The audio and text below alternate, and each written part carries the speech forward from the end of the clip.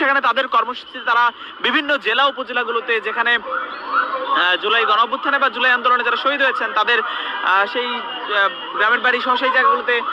তারা ঘুরছেন এবং তাদের সাথে শহীদ পরিবারগুলোর সাথে দেখা করছেন এবং সেই পদযাত্রার যে গাড়িটি রয়েছে সেই গাড়িতেই কিন্তু এমন ককটেল বিস্ফোরণের ঘটনা ঘটেছে এবং যার পরিপ্রেক্ষিতে আমরা দেখছি যে সেখানে কিন্তু এখনো পর্যন্ত যারা আইন শৃঙ্খলা রক্ষাকারী সেখানে এসেছেন এবং এই ককটেল বিস্ফোরণের কারণে কিছুদিন আগে আমরা দেখেছি যে এই রূপায়ণ টাওয়ারের সামনে যেখানে আমরা রয়েছি জাতীয় নাগরিক পার্টির কেন্দ্রীয় কার্যালয়, ঠিক সেখানে কিন্তু এর আগেও জাতীয় নাগরিক পার্টির যে সদস্য সচিব আক্তার হোসেন তার উদ্দেশ্য করে ককটেল সদৃশ্য বস্তু নিক্ষেপ করার ঘটনার কথা বলা হয়েছে এবং সেটির পরিপ্রেক্ষিতে তারা বিক্ষোভ করেছেন এবং সেই দৃশ্য ঘটেছে এবং পুনরায় আজ আবার কিন্তু এমন ঘটনা ঘটলো এবং যে সেটিকে কেন্দ্র করেই এমন দৃশ্যপট আমরা দেখতে পাচ্ছি। নেতাকর্মীরা এখন অপেক্ষা করছেন এই তাদের যে বাংলা মোটরের কেন্দ্রীয় কার্যালয় রয়েছে ঠিক সেখানে তারা কিন্তু অপেক্ষা করছেন এবং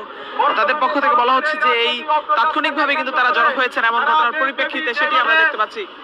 এইভাবে পদযাত্রা শুরু হয়েছে, সেখানে আমাদের আহ্বায়ক সদস্য সচিব দুই অঞ্চলের মুখ্য সংগঠক সহ আমাদের কেন্দ্রীয় নেতৃবৃন্দ যেভাবে 64টি জেলা সফর করতেছেন